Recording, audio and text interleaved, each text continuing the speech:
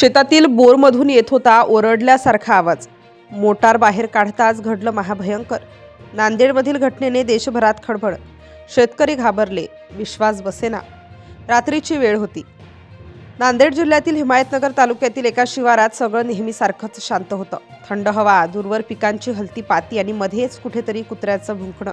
पण त्या रात्री काहीतरी वेगळंच होतं.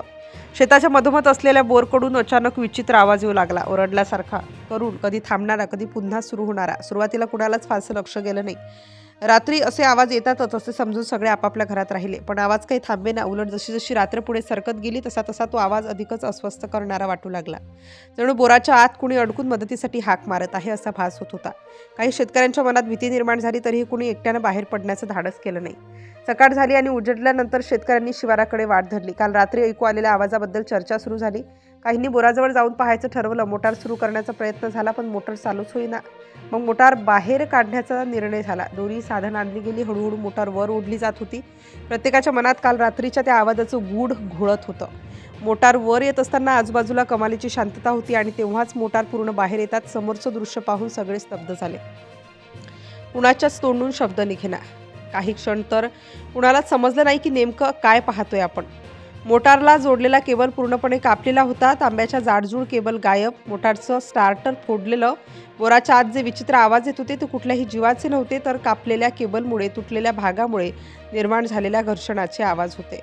थोड्याच वेळात आणखी शेतकरी जमा झाले आणि धक्क्यावर धक्का बसत गेला. एकट्या या शेतातच नाही तर आसपासच्या अनेक शेतातील मोटारींचे केबलही कापले गेले. कुठे 50, कुठे 70 फूट लांबीचा केबल चोरीला गेला.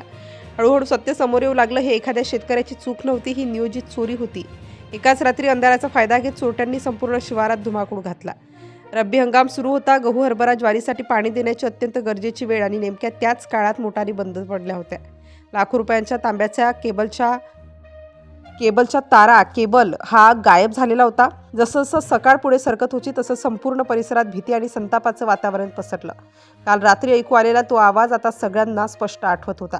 त्या आवाजानं ज्या भीतीचं सावट पसरवलं होतं त्यामागचं सत्य वेगळंच निघालं. शेवटी स्पष्ट झालं की ओरडल्यासारखा वाटणारा आवाज कुणाच्या जीवाचा नव्हता, तर शेतकऱ्याच्या मेहनतीवर रात्रीच्या अंधारात चाललेला चोरट्यांचा घाला होता. आणि त्या एकाच रात्री हिमायतनगर तालुक्यातील त्या शिवारात अनेक शेतकऱ्यांच्या पाण्याचा श्वासच कुणीतरी कापून नेला होता.